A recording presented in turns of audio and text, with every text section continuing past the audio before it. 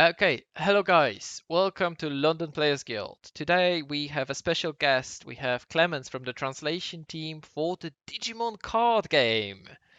Say, Hello, everyone. so, uh, for starters, tell us a bit about yourself. What brought you All to the right. Digimon card game? Who are you? Where are you from? Well, it actually, my name, my in-game name is Clemens. I'm a university student in Australia, and I was just checking my recommended videos one day when I saw a Wasi video, Wasi Plays, mentioning a fresh new trading card game, and it just so happened to be about Digimon. And as soon as I heard that, I was absolutely hooked. I was shocked to find out that it hadn't received plans to go internationally yet, and so I still wanted to play it.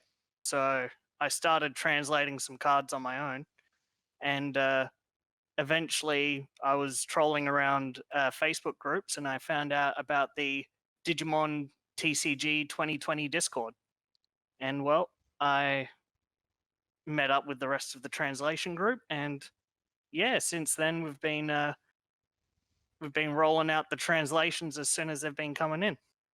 Yeah, the most famous person for the translation. I actually don't know which one of you it would be, but on the Facebook group, the most famous person always tagged when the new card is popped in is Jason. Ah, yes. Jason is every single time a new card is always someone tags Jason in the first two or three comments. It's quite Oh, funny because he absolutely. always responds within a couple of minutes as well with a translation. well, well, each of the members of the translation group really love the game. Uh, a lot of us, we've received a couple of sort of offers for donations and stuff like that, but really, we sort of were driven by a desire to play the game as much as anything else. So I mean, we're that's just good. we're just rabid for new cards. It's nice. I know the feeling because I think every card game player in the world knows the feeling. You see new Oh, cards, you absolutely. want new cards. But it's nice that you have an actual passion and you don't do it out of trying to get famous or anything like that. It's just because you love the game, you want to play the game, and this is something that we really enjoy seeing. So tell us a bit more about about you guys, about the translation group. How many of you are there? What can you tell us about your translation process as well? Of course, if there is something you don't want to share, we're not going to force you. Alrighty. Well, we have a group of around 6 or 7 uh people in many different places in the world. Um, the majority of us are translators, uh, and then we have a couple of proxy makers. Um, what we do is basically once the card gets announced, uh, we take a look at the Japanese translation. First, we directly translate it to get the sort of purest meaning. But because a lot of language is context based, we then look at the information we've got and try to sort of pass it into what makes natural sense in English. And so uh, once we sort of put forward a proposition as to how the card should be worded, we then compare it to all of the other cards we've translated to make sure that the grammar is consistent with other instances of that language. Um, and then once we've fixed up the small mistakes, we message our proxy maker, and he does a draft, and we give it the okay, and then it gets released to the Discord, and everybody starts to erupt into, you know, uh, theories and ideas about how they can play it in their decks. Or how can they break the card, which tends Oh, to be absolutely. usually the dream, finding a card that no one broken yet and breaking it. I think that's the dream of every deck builder, isn't it? And that's actually an interesting part of the translation process. We have to make sure that the wording of the card cannot be misscrutinized, because there's been quite a few iterations of cards where we've been going, oh, if it's worded like that, then a rule shark might be able to sort of pull up a judge and go, oh, well, technically I'm following the wording of the card. Yeah, but you still need to remember that your cards are not the official cards. It's nice of you that you're trying to make sure that they're clear, but it's not the Of official course. wording. Oh yeah, Question. and we often sort of joke about we can't wait uh, for the localization to happen because then the onus is off of us to make sure that they're properly translated. Um, Bandai's localization can be peculiar, and I'm speaking of experience. I play Dragon Ball Super card game, which is published by the same people in the same Hmm. country, because the English Dragon Ball card game is actually published and printed in Japan. Well, let me give a bit of an example about how that's happened in the Digimon trading card game already. So, we noticed in the rules book that the ordering for attacks is in the book uh, different than it is on the phone app or the Q&A that's been sorted out. Oh, Mm, basically, yeah, if I'm remembering right, the rules book has a wording which makes stuff like deciding whether or not blockers get rested before the when attacking effects occur. And that was a bit of a confusing issue when we came to some of the green cards, because some of the green cards rest Digimon before they attack. yeah. Yeah, so it's nice to know that even the official card game like creators get things wrong sometimes. Uh, do get used to it. Yes. In Dragon, no, trust me, in Dragon Ball, it happens all the time. I'm not Oh joking. yeah. We are Nobody's getting, perfect. yeah, there is a couple of examples where I can show you a card in English, and you would think that you know how the card works, and then it doesn't work how it's written. Yeah, Well, there and you that's go. sadly what comes in. Don't get me wrong, the game is enjoyable, and they do release FAQs, they do release erratas where possible, so the cards work, but doesn't change the fact that they can forget about important keywords from being put down, or they just lazily put a dot somewhere instead of a comma, which changes totally how the card works in Dragon Ball. Oh yeah. This type of things I'm expecting to see a lot in localization. A question for you, because I've noticed that a couple of times, because I was paying attention to some of the games today, Hmm. not only talking to the chat. There is three different instances of entry. So you have upon entry, when played, and when digivolved, or All right. when evolved into. Is So Yeah, oh, sorry. Go for it. I wanted to ask, is upon entry the same as either by evolved or played, or is it just a different localization that has been used? Because All I've right. heard So both the answer versions. is that um the the medium that we were using to play the card games tonight was Octagon. Yes. And Octagon's image pack contains cards that were translated before the translation team really got together and standardized all of the terms and phrases. Hmm. Upon entry is essentially the same as when played. Okay. Um, so there's basically two instances of sort of putting a Digimon onto the field: when played and when digivolved.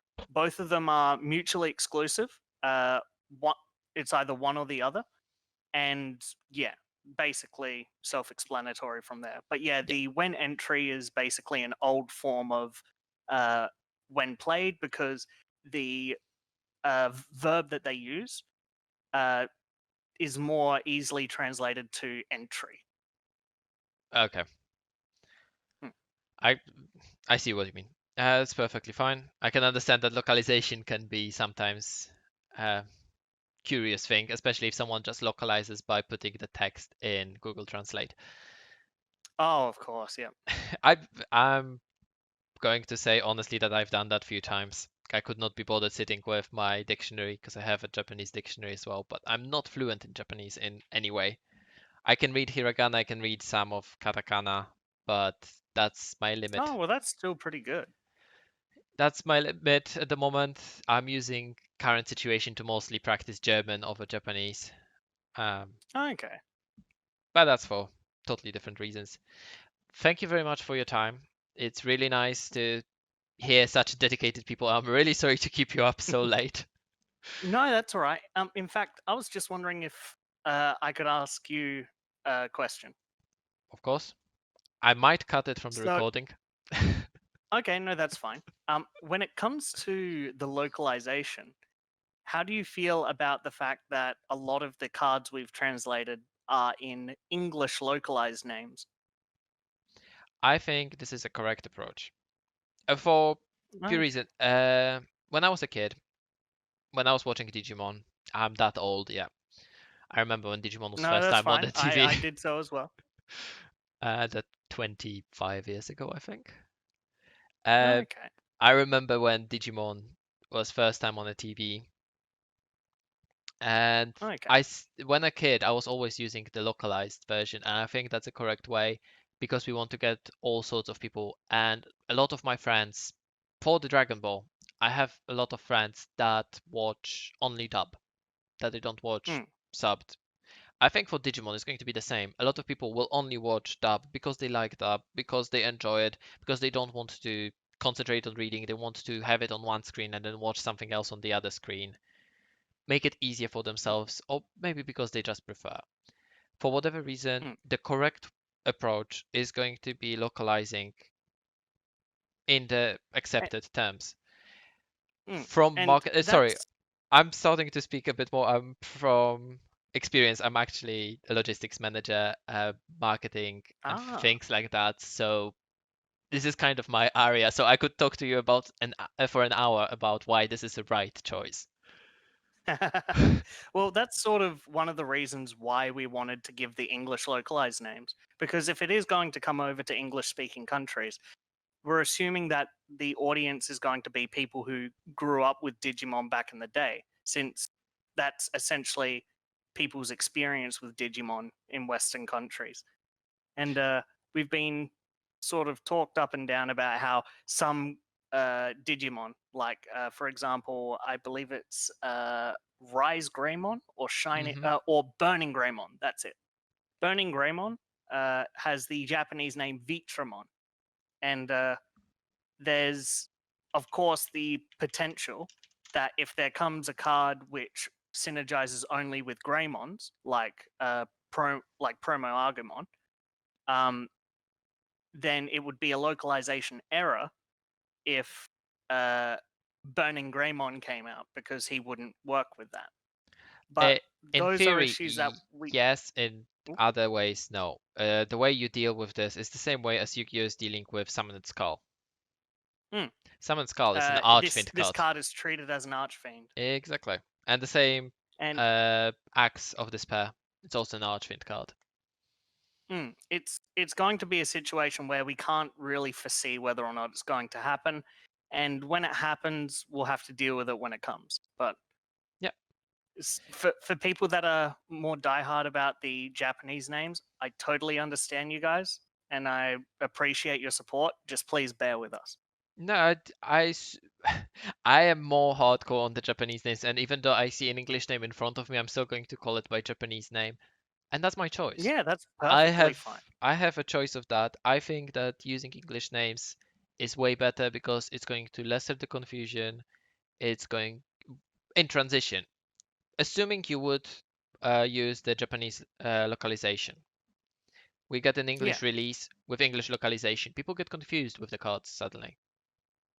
On Mm. top of that, they might want to swap the artwork to match more of what's their image of Western artwork. And trust me, I've seen that. Yeah, that's true. Slight sort of censoring occurring. Or change of angle even on the artwork, Mm. or different cropping, or different frame of a card. There's lots of ways they could change it. And suddenly people Mm. would get confused because the names are not the same. The keywords are not the same. One thing I hope that you got right is the keywords. I hope Yes. that they're going to use the same localization for keywords because that's going to make a lot of life easier. I hope so as well.